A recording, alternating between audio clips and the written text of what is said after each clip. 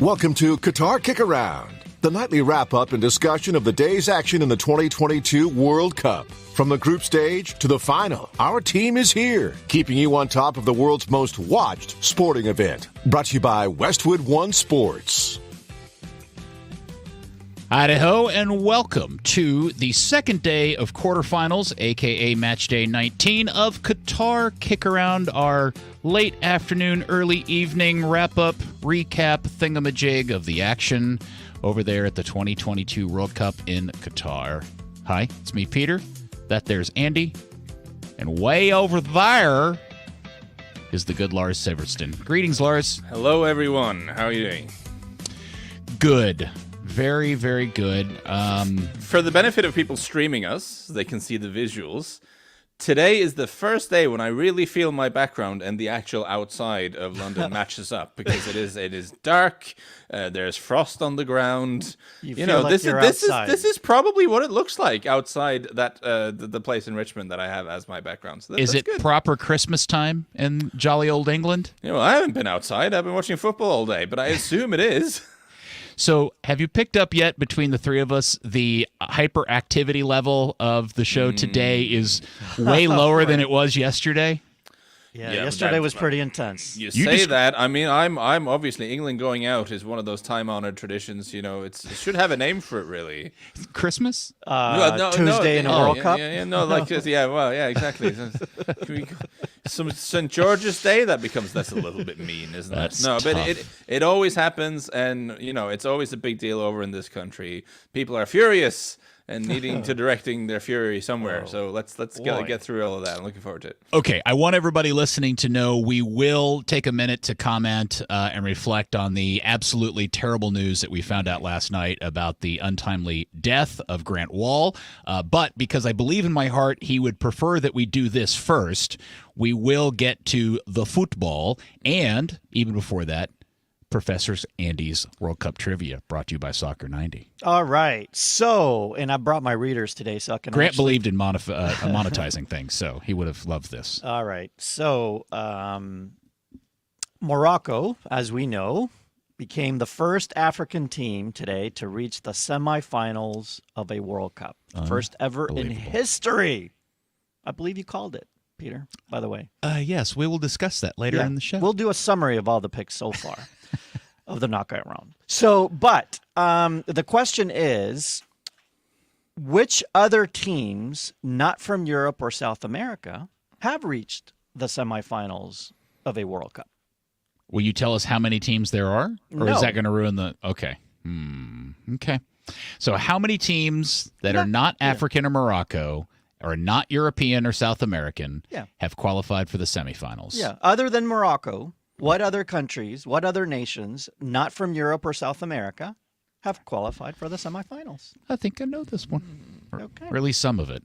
All right. We will answer that question before the show is over, but we will get to the big news of the day, Lars, and I'm sure this means all the stores are closed, businesses have gone into full... It's like when the Queen died, as England is now out of the World Cup yet again. Yeah. As they lose to France 2-1, and of course, just to stab the dagger in and turn it a little bit, Harry Kane missed a penalty kick that would have tied it. Yeah, England's brave Harry Kane. The only thing coming home is that ball, because I believe it's still going. But that's very unfortunate for England. Man. Ouch. Same but different, I feel, is my line from this. Because it is sort of deja vu all over again, in the sense that England, high hopes going into the tournament, genuinely thought they could win it. They did, not me. But yet they go home earlier than expected, and we've seen that many, many times before. Now, I would argue, I'm going to be a little bit I'm going to defend England a little bit here, because I feel like this is a different flavor of England exit than what we've seen in previous tournaments. The strike against Southgate is that he has yet again failed to get England past a stronger opponent. You know, his record for England on paper is strong, getting to a semi-final in 2018, getting to a final of the Euros. Naysayers will point to the journeys towards those giddy heights and saying that they've not really beaten anyone very good in those tournaments. Slightly harsh on Germany, but given their troubles in recent tournaments, I'd be inclined to agree. And here we have the same thing. Same old England. They get out of the group stage. They beat someone not that great in the last 16, and they go out against the first strong opponent they face. So far, so familiar. But what I would put out there is, for those who saw the game, who watched the game very, very carefully and closely from our sofas, England were pretty good in this game. Like, this was even. In fact, I think England created more chances. I haven't checked the XG yet, but I would expect that to be higher than what France produced. England certainly had more shots. 2x France, as a matter of fact. It was, now there's PKs in there, so yeah, that'll be the 2 PKs. Yeah, but still, I think the numbers will bear me out in saying England were pretty good here, playing against a very, very dangerous French team. And this wasn't the England choke. This wasn't England just suddenly completely forgetting how to play football and not, and being able to execute anything, which we've seen before in these tournaments. This was a very good England team coming up against one of the 2-3 best squads on paper in the tournament, playing a good game, but not managing to pivot it in their favor in terms of scoring their chances and keeping the ball out when it mattered. And I think that's a different type of failure to previous England failures. I think, because this is England, certain segments of the media will want to throw the manager on the bonfire because that's what they do. But I think that's very harsh in this case. I just think they came up against a good team, played a good game, but lost. And that's football sometimes. I completely agree. I think, it's almost like, man, why do we... Can we just have a good game, where two really good teams play each other and they traded turns being the better team at times during the game, and one happened to win? I mean, it's hard to place blame on any, but like Southgate, the fact that this team is fun to watch and good, right? And tactically aware and creates, yes, England again lost against a big nation, a big soccer nation. But like Lars said, it was different, and it was a game that could have gone either way. And so I just find it's just hard to strike at Southgate really hard with this one. Yeah, I would agree. I think as a somewhat neutral observer of all of this, what I got frustrated in watching the game is that England appeared to be a team that is so structured and so concerned about turning the ball over and getting caught in the other direction that they are at times bereft of any bravery, despite all of the attacking talent that they have on the field. And so there's a lot of this kind of very overly thought out passing the ball, being way too patient. And when you get an opportunity to receive the ball in turn and go into space or dump it, there's just not enough of that for me, and not enough fast play. So even when they got the ball in transition against France, sometimes they were just too willing to slow the game down and let things kind of reconstruct itself and not take those opportunities. That was my frustration. Can I counter that? I mean, sure. Yeah, in the first half we saw more of that than in the second half, and part of it was desperation. But does France not do that too? I mean, do not all big teams also kind of They do, but France are faster when they finally get the ball. Yeah, because it's France, right? Yeah. But so what I say is that part of this is the paradox of playing France, I would argue. Right. Because when you play France, on the one hand, they don't like it when people get at them. We saw that even against Poland in the last 16, in the very sort of first 15 minutes of that game. This French team is not super comfortable when people actually attack them and try to pin them back a little bit. They don't like defending. But the problem is when you do that and they get the ball, then you've got Mbappe and Dembele running at you in 50, 60 yards of space, which is badissimo, right? Sure. So I can understand why England were a little bit conservative in the first half and a little bit careful. And then in the second half, partially because they were down, they had to, but they then sort of took more chances. And I think in terms of how you game management, how you work that game, I don't think that's terrible. I think that's probably the smart way to go about it. Well, I'm certainly not critical of Southgate in general. I would just like to see them find themselves feel a little bit more confident in their skill sets against a France than they appear to be willing to put out there. But again, they're also, to Lars's point, playing France, and that is a situation where you don't, because here's the counter to that. If you get too brave and you push too much and you turn the ball over and they score, then people are going to scream at you for not setting the team up properly. Being Roberto Martinez. Yeah, and so I fully do understand that. They were the better team for large parts of the game today. I know the scoreline is all that matters at the end of the day. Yes, of course, but I completely agree. And it's not like they didn't have their opportunities. It was the difference in the game in many ways was taking your opportunities and finishing it, and France getting good Lloris, not Howler Lloris on this particular day. Yeah, he was very good today. Now, let's talk about the first goal, because I have a question. It's a VAR question, so I'll throw it at you, Peter. Yeah. Which one is this? The first goal, France's first goal. Okay. Right? So there's a turnover deep in the French third. Mm-hmm. I forget who the players were, but it looked like France dispossessed the English player. Yeah, with a foul. I think that was Upamecano and Saka. I think that was. Yes, it was Saka, right? Mm-hmm. And so the play continues. There's no stop, and it leads to the goal. Mm-hmm. Yeah. Can VAR go look at that foul and I think that will have been judged as too far back, because it was something like 20-something seconds. I mean, it was quite. So that was my time. question. Yeah, can you do that or not? I don't know what the current thinking about how a foul in the buildup of play and the sequences of play are defined anymore. It was pretty clear when the VAR first started, but my guess is that's changed and shifted. When it first started, they were going to do that, right? And that turned into chaos, maybe. Yeah, and the other component of that is, even if it was within the time frame, if the VAR official looks at it and says, "Well, that's not a clear and obvious answer," then they won't even bother with it. So I don't know if it was clearly a poorly missed foul or not. It looked pretty bad. But, whatever. I thought the referee was very average today. There were some. I mean, in England, they're very angry with the referee, and they have some justification for it. I think Saka there were a number of times he was fouled, and the referee was like, eh. So that was kind of strange. I don't think the penalty shout in the first half, I do think he was just about outside of the box. Yeah. But it's very, very close. And it's but one it's of those where...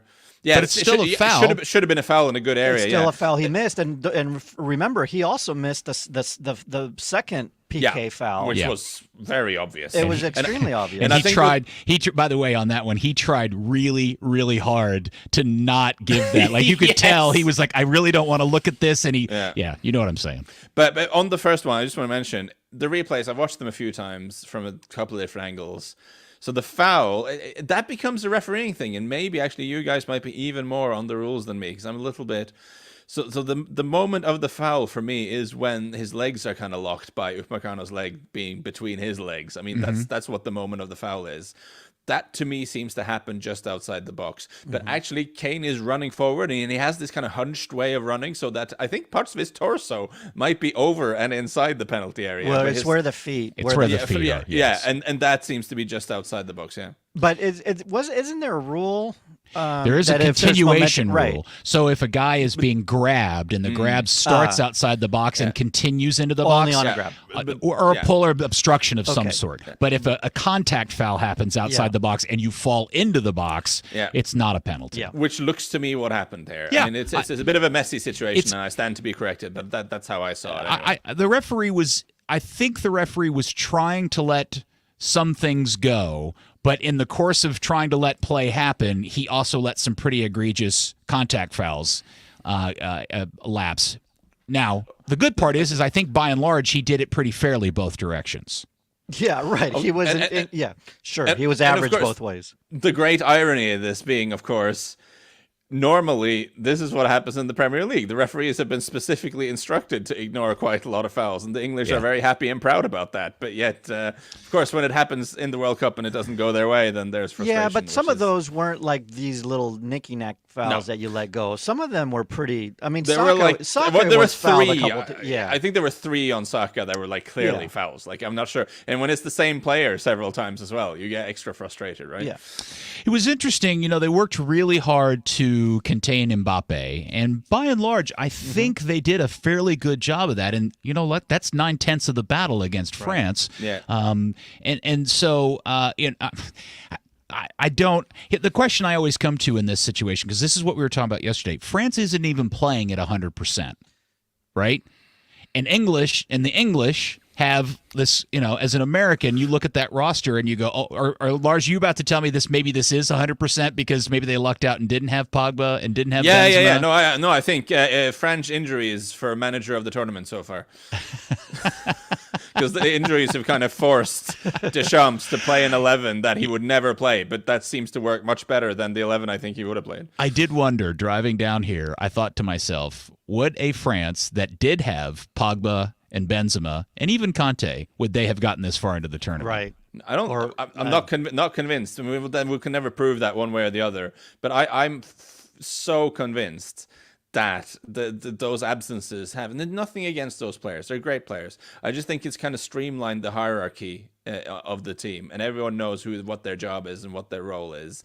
And the injury to Luka Hernandez, I feel for the guy. He got a really bad injury in the first game of the World Cup. That's a terrible thing to happen. So I don't want to seem like I'm reveling in it, but him being out so that Deschamps has to play Theo Hernandez, even though he doesn't trust him, I think is kind of good for the team because you have a really exciting attacking left back who does stuff going forward there. So are we now all on France? Like before the tournament started, we were Team Argentina. Then they lost to the Saudis. Then it was like, okay, England beat Iran 6-2. So now we're Team England. And then they drew with the U.S. And then it was Spain. They won 7-0. And then we were Brazil. Huh? I've been Team France since the Denmark game I just looked at France and thought, oh my God, this actually works. But we've got I refuse to be a leaf in the wind. Argentina, England, then we were Spain, then it was and by we I mean general sentiment. Then it was Brazil. They spanked Korea. It's been a weird the red. And then it was the free Portugal.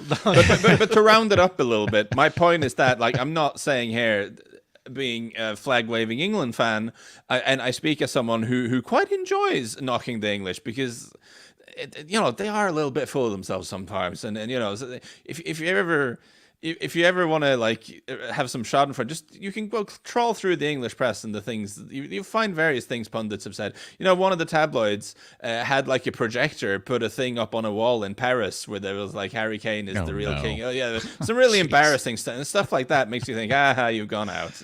But my point is, this is a different England elimination to 2014, to 2010, to Euro 2016. If you think this is a disaster for England, watch the games they've played in this tournament and then go back and watch some of the games they played in South Africa in 2010. It's also a better team. Just plainly, they're a better team, I think, too. They are, and it is maddening. I mean, I can't imagine being an England fan and the frustration, not of just the decades and generations since you've won a World Cup, but the fact that you continuously walk into these tournaments with one of the best rosters of players that play at the highest levels day in and day out, and yet this continuously happens. Right. And you just go, what are we doing wrong? Because we thought this one was it, right? Right, Yeah, and the devastating thing is, and listen, they've gone out. I'm not saying they definitely would have beaten Morocco. I'm not saying they definitely would have beaten Croatia or Argentina.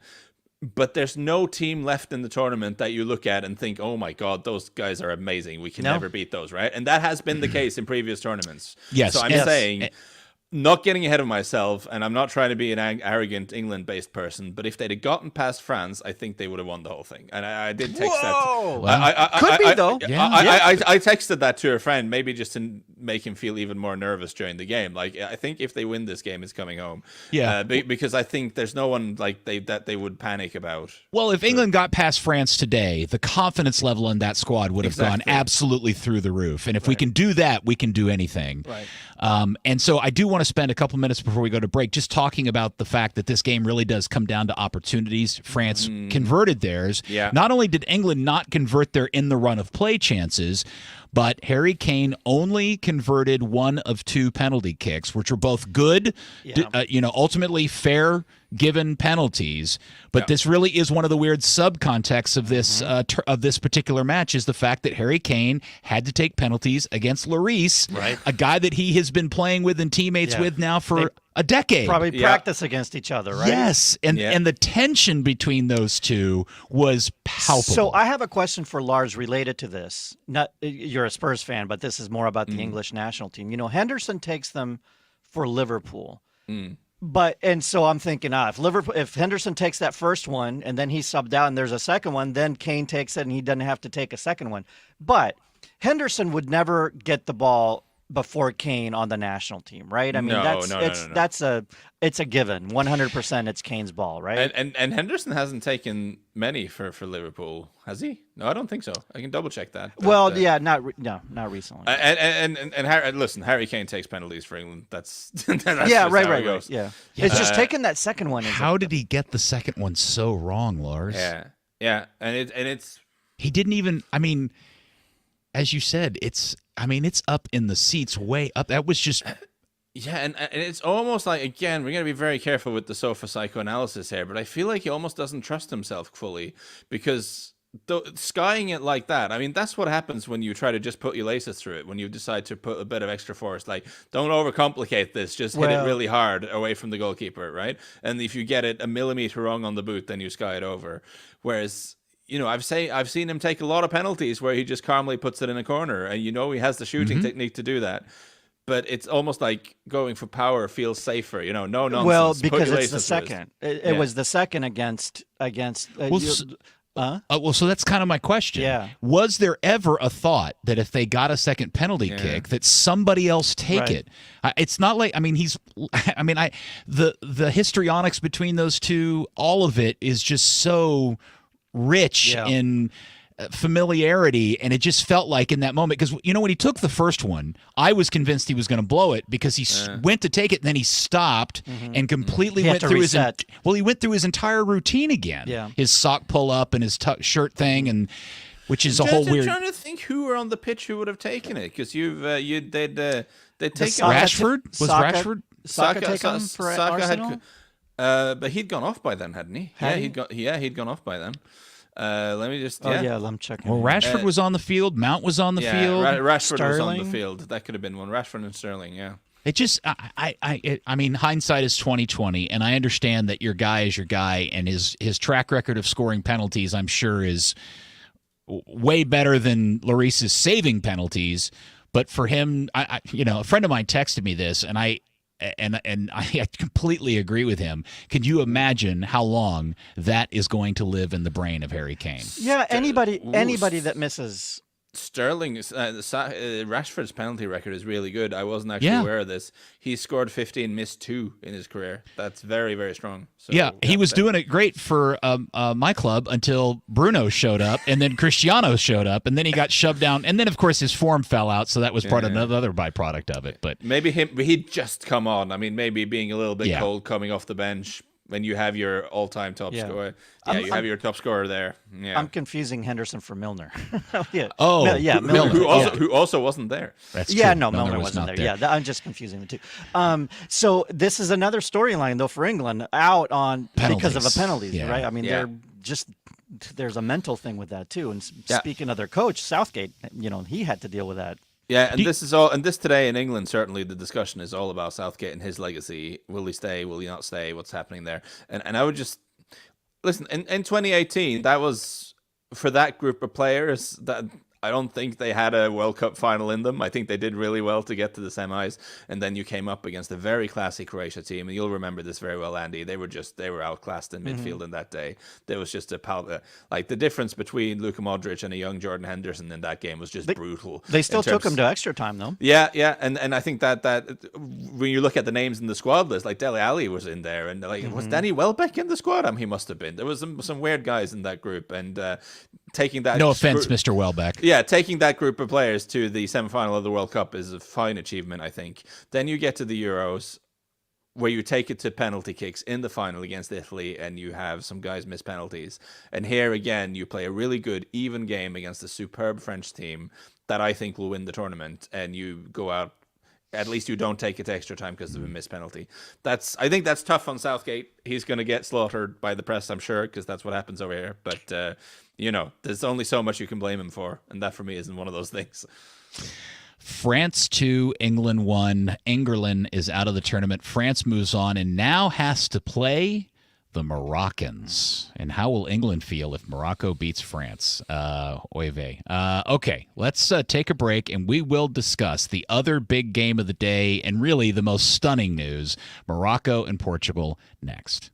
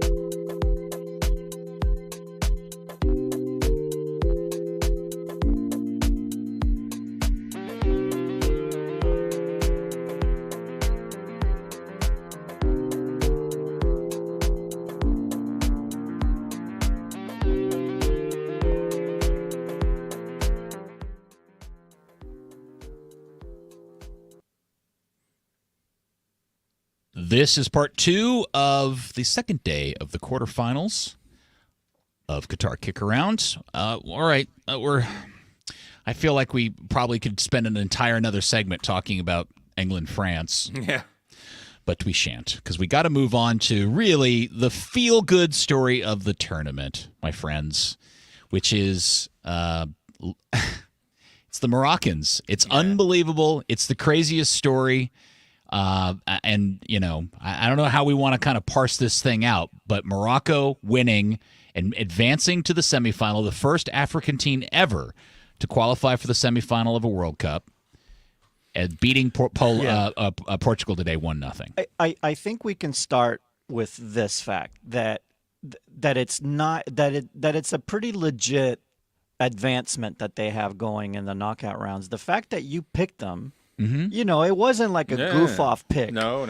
You picked them to advance, yes. right? It was a great pick. And I had a reason, and you laid out the reasons, and it all made sense, and it played out. Just shows this is legit. Yeah. Or at least it's not illegit, right? And watching the game, they were not a hapless underdog camping out in their own box, hoping the shots wouldn't go in. I mean, I think they certainly had more good chances, I would argue. They could have won that game 2-3. Yeah. 0 or 1. Yeah, no, they really obviously. I mean, they didn't have a lot of possession because their game model is to sit back a little bit. But when they engage, they're very aggressive, and they don't sit right back. I mean, their line of, without getting too much into the weeds here, I mean, they do engage in their own half, and then they engage ferociously, and they let Portugal have the ball, but in areas where they're happy to let them have the ball. And this is what, like, Rodri for Spain criticized them for just, you know, not doing anything in the game, just completely missing the point. They were shepherding you guys to play all these dumb sideways passes that you love so much. It's like they're laughing all the way to the bank kind of thing. Yeah. In areas of the field where they're completely happy for you to play all these little passes, and they did the same job to Portugal. And Portugal just couldn't find openings, and really Morocco were at least as dangerous on the break as Portugal were. I was going to say that's one of my favorite things to watch in the tournament is Morocco on the break, because not only, I mean, they're stunningly skillful on the ball, and just some of the motion and the smoothness of them and going forward is really impressive to watch. I wish they would do it more.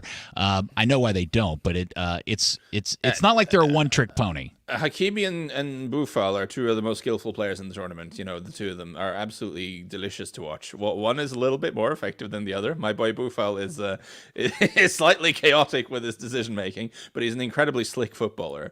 And again, Sofiane Amrabat having a great game in midfield, just hoovering up everything in that holding midfield position. And the number 8, whose name temporarily escapes me, Unai, he is Unai from Angers, I think. Yes, from Angers in the French league. He had a tremendous game in midfield as well. So it was really, really good stuff for Morocco, and really. It's not the biggest thing. There are other Portuguese deficiencies that we'll get to, but I thought the players really embarrassed themselves post-match by complaining about the referee. Which first of all was especially. Yeah, but him and Bruno Fernandes went down the same route. So basically, the suggestion was that they felt the referee was against them, and they felt that the referee was trying to get them out of the tournament because he was Argentine, you know, and he wants to help Argentina.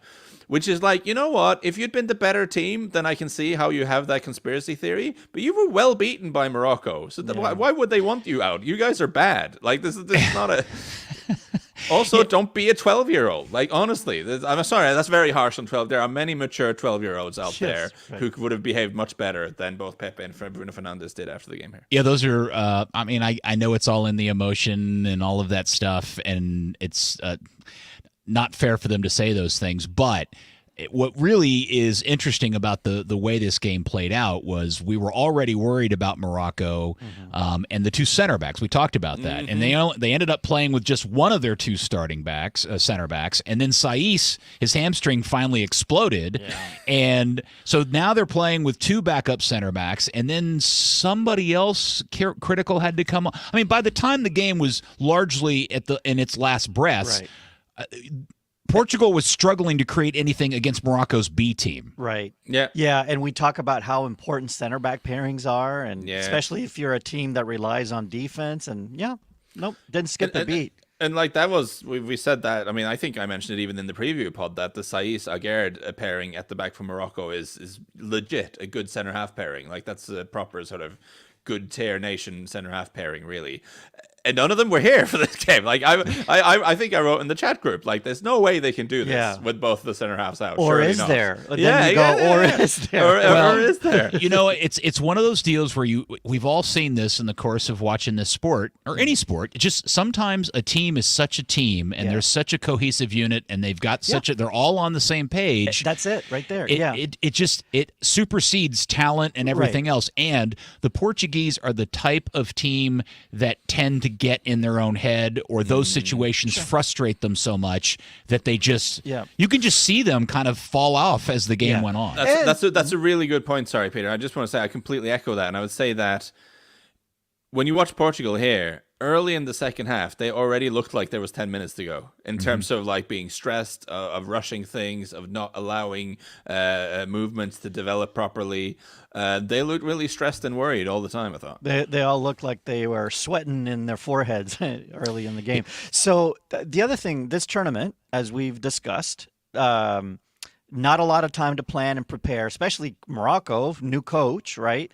And so keeping things simple they are really benefiting from the like defense first simplicity and not complicate things going forward. The other thing, this is this coach's 7th match. So there's 5 World Cup games. Then there's 2 previous matches. They haven't allowed a goal scored by the other team. The only goal they've allowed is that own goal against Canada. They've never been behind because they had 2 shutouts in they actually had 3 shutouts. The 3 prior friendlies were all shutout wins. This team knows how to defend. I mean, you can't get on a streak that is that long and then some World Cup games against legit competition. Croatia, Belgium, Spain, Portugal, shutouts. Yeah. Shutouts. It's not luck or coincidence. They know what the heck they're doing. 100%. No, it's really, really impressive. And they're not, we should just make sure when we're talking about them, they're not a plucky underdog who've gotten lucky. They're a team who have some really good players, some who are, of a lesser tier in terms of where they are in their club careers, but they've executed a plan magnificently. And it's nothing fluky about any of these 2 wins against Spain and Portugal. And it is interesting because now Morocco, I'm assuming, are going to go into the semifinal missing some of these pieces. I mean, I'm assuming Saiss isn't going to be available. I don't know if the other center back is going to be available. Yeah. So look, this is. And we can save some of this for Monday's preview. Okay, but you know what I'm saying? Just asking the general question. In very general terms, the reason that the champions are always teams and nations with deep rosters is because by the time you get to this stage, you have injuries and yellow card accumulations and all that. So you advantage France. But I'm not counting Morocco. I mean, if they go all the way and do it their way and end up winning, it's not going to shock me. Somebody was pointing out there is some sort of geopolitical thing going on that I'm unfamiliar with. That is, they've bested the French and they've bested the Spanish. They just need Spanish, the Portuguese. That was Spanish, Portuguese, and now they get the French. It's the three countries with the most influence. The European countries with the most influence on Morocco are Spain, obviously, Portugal as neighbors. They even wear the same colors, by God. And then now it's the colonizers, France. Yes. Man, I'm sorry, Lars, but if Morocco, if they end up beating those three teams on their way to a World Cup final, they'll all have a heart attack in Morocco. Amazing. I mean, it's, and this is a country. Remember, they've put in to be World Cup hosts multiple times. Oh, this really? is a strong soccer nation. Yeah. Tiny, but it's like Uruguay. It's like Uruguay in South America. It's like that, Africa, Europe. Very, very much a soccer nation. And now, as the days go by and they keep advancing, they get more and more of their fans arriving in Doha. This is they're the home team for all intents and purposes. I don't know, man. This is a great story. It's great for World Cup. It's great for soccer. Blah blah blah blah blah. Anyway, I'm just excited for this. This is great. If you can't tell, he's excited. No, Lars. because we should be. World Cups at some point get in a rut. And we talk about it. I'm the advocate of that rut. This is going to happen, but this is great for the game. It is. Lars, what were you going to say? Just going to add into his little thing about this being a proper nation. You're right, and actually, the Casablanca derby between Raja and Wydad is if you were making a top 10 list of great derbies of world soccer you want to go to, should definitely be on. Really? There. It's it's a very, very spicy one. Huh. So it's a bucket list stuff for me. I have to say, attend one of those. Will you take us, Lars? That would be weird. No, I think we need an actual guide. I've not been to Morocco before. Okay. Morocco has great food, by the way. There are countries in Europe I can show you around, and I've been to here, and I know where to go and what to do. Morocco is not one of those countries. That's also not in Europe. I do think there is probably some story to tell about the Moroccan coach, to your point. The fact that he got hired after Ziyech and some of the players just had enough of a particular guy that they had gotten them through qualifying, and they got him fired. But yet Morocco clearly is playing better with a coach that tends to make the locker room feel good. And I think there are larger lessons to be thinking about man management. We talk about that a lot. Yeah. And some of the things that how they apply to your particular national team. So just keep that in mind. I do want to spend a couple minutes talking about the Portuguese and the weird performance today. The Ronaldo thing. Ronaldo doesn't start again today, yet he does. We were all texting it back and forth to each other. Okay, here he comes. Here comes the moment we're all dreading. Ronaldo's going to end up sending this to, extra time, and then we're going to go to PKs, and he's going to take the last one and stand there and pull his cape out of his shirt or whatever it is. Yeah. And then what we end up getting is him crying, walking down the tunnel, realizing this is it for him. Yeah. No, I think it's still fair when we talk about him that there's a certain amount of respect paid because of his career and all this sort of stuff. But he's just not that good anymore. He just isn't that sharp. And for all of last season, this was such a complicated debate because, as the very excellent Jonathan Wilson once put it, he's both the source of and the temporary solution to Man United's problems. I mean, Man United couldn't function as a team because he was there, but then he would score goals that would get them okay-ish results anyway. So they could never progress when he was there, and he scored enough goals to sort of patch over the rotting wall, or whatever the metaphor Jonathan used. Now he's not even doing that. Now he's just a superstar who's super popular and has a lot of followers on Twitter, and you have the Ronaldo bros and the Ronaldo bots and all that sort of thing behind him. But on the field, he's just not offering enough, man. There were a couple of plays, a couple of through balls that we had Ronaldo the really good opportunity. Yeah, the one through ball in the strike. But the thing that really stuck out to me was when he won the ball and had it at the top right of the box, and he went to turn and shoot, and that whole process took so long. Buffon, of all people, ran in from behind and stole the ball from him. Yeah. Which it was just like that in his prime that never ever happens. Now he did have a really good flick or pass back to Joao Felix, I believe it was, and he came very close to scoring. Great save by the keeper. So he had that one moment, but other than that, he was a non-factor. But that's I'm repeating myself for loyal listeners. You might not have to hear me do this whole spiel again, but he can do things like that. If he just realized, you're not prime Ronaldo. You need to try to be the Portuguese Giroud. If you could do that, I think he could be very good at being the Portuguese Giroud. But then he needs to realize his own limitations and alter his game accordingly. And I don't think he understands. Giroud scored the game-winning goal. My boy, we haven't talked about him. My sweet prince, the bet lives. It does. Yeah. Did I say this on pod or just privately to you guys? For listeners who don't know, I stuck when the news were started on the grapevine before it was public. But when I just heard on the sort of journalist gossip grapevine that Benzema might be out of the tournament with a bad injury, I quietly stuck £10 on Giroud to be top scorer in the World Cup because the odds were very, very long because, of course, he wasn't due to play anything. But with Benzema out, clearly he's going to play every game. So the odds were just crazy. And he's just one goal behind Mbappe, you guys. Playing a low block Morocco in the next game. Yes. Bring it home. Not giving up any goals. Yeah. Come on, guys. But don't you also have a parlay? You have Mbappe. Well, yeah, I had another sort of long shot. I had another long shot bet I made before the tournament on just £2 for this one on Argentina to win and Mbappe to be top scorer, which is also looking kind of tasty. So okay, so exciting times. Since you are our Vegas odds or betting odds guy, how much if I had put down $10 on my now accurate bet of Morocco beating Portugal 1-0 in regulation? I even threw in that stipulation. Yeah, if I had put my $10 down, how much would I have won? Walked away with Lars. I was hoping you wouldn't ask me that because I haven't found the answer, but. Can we just pretend it was like $370,000 or something? No, but somewhere between 15 and 20 probably. 15 and $20? Multiply your stake by that. I would think so. You 10, so $150 to $200. Yeah, I would think. That's disappointing. So then so that doesn't pay off a lot. But I threw this question out to you guys when we were watching the game. Nobody responded, so maybe you thought it was a stupid question or hypothetical. But what is more improbable, Leicester winning Premier League? Oh, this is a good one, actually. Or Morocco winning the World Cup?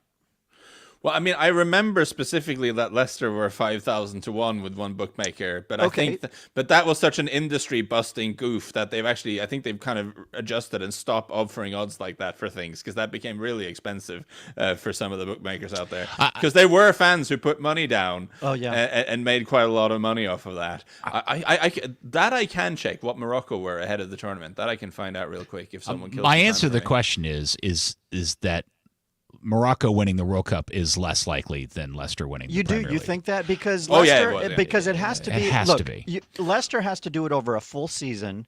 Morocco has to go through 7 games. So Leicester famously were 3,000 to 1, but I think in hindsight that was a mistake. Okay. But Morocco were 300 to 1. So that's lower. Yeah, quite a lot lower. But okay. Still. Yeah. And the Premier League had 5 champions in the Premier League era, which was 25, 30 years. There's been 22 World Cups. 7, how many? 7, 8? No, I forget. Champions, World Cup champions. So it's more rare. You trivia'd yourself. Yeah, it's more rare to win the Premier League. Fair enough. It's just that but then I think of the fact that the Netherlands have never won the World Cup. I know, it seems crazy. Right? So I know. a little tiny African nation could pull it off. Just seems even less probable than Leicester. For our little brain. Yeah, you're right. Yeah. But again, we asked the question before all this started, is this the tournament because of all the other oddities and unusual parts of this? Is this the time somebody rises up and becomes a first-time winner of the tournament? Yeah. And I was thinking more on the lines of a Netherlands or a Croatia. Could still be Croatia, Could still be. Come on. Not a North African nation. Right. Yeah. No, not at all. I mean, me being the party pooper, I suspect it'll be France now. But we will see. We will see. The Argentina don't look that impressive still, I insist. And Croatia, will they ever tire? No. Apparently that doesn't happen. And Morocco have been underrated before. So, I mean, I think there's every chance we could get something. Yeah. It was quite lovely. All right. There you go. Morocco 1, Portugal 0. Somehow I got it right. We will take our second break. When we come back, we'll do the trivia, we'll go through predictions, and we will take a minute to reflect on the news about Grant Wahl next.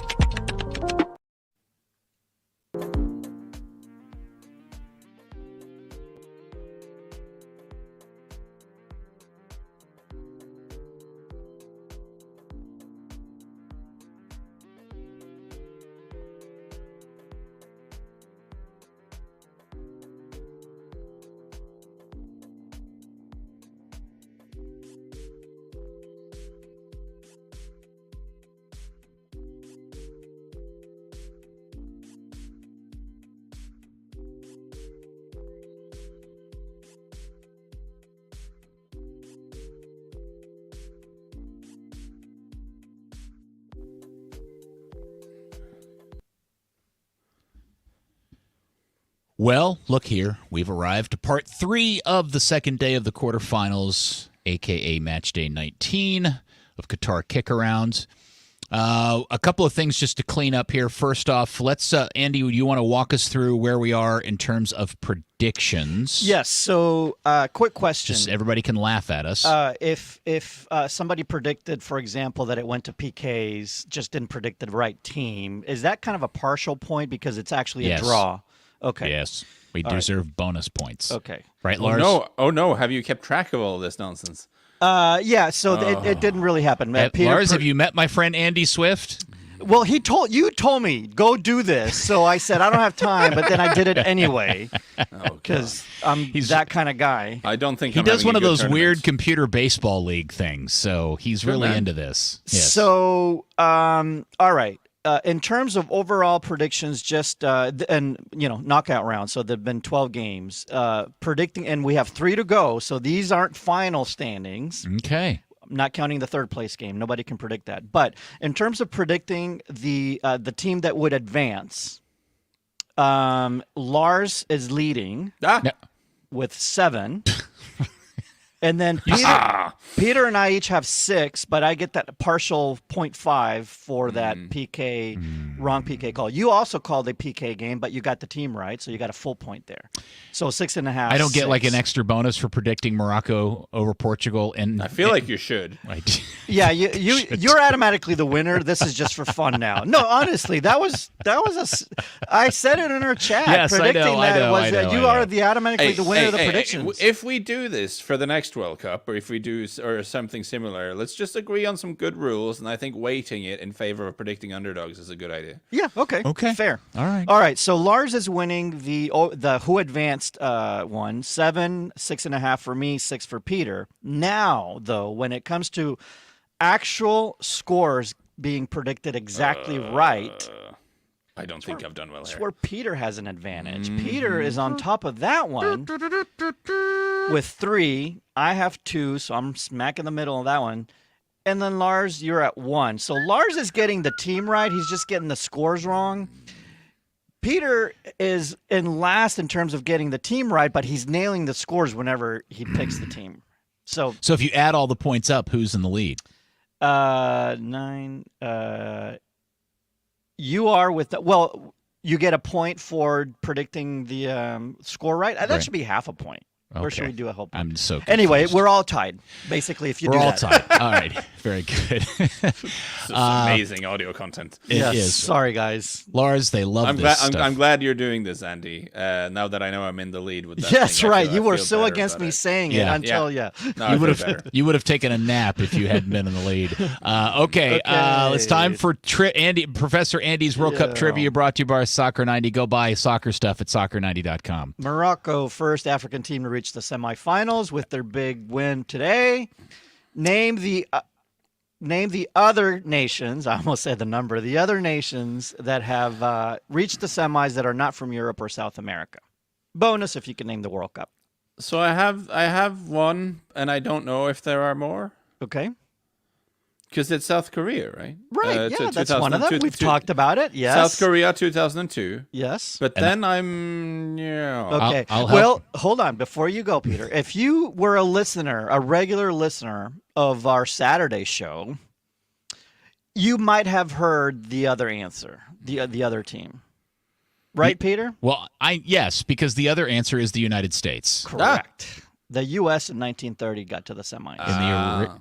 Yes. There was a whole educational day on the show way back when, before the tournament, where Andy told us about how awesome the United States was at football back in 1930. Yeah, back in the 30s, the U.S. was one of Listen the powerhouses. to Lars sounds so interested. No. in this Have you ever done a special on the sort of world tour of the Dallas tornado? That's something I'd want to get into.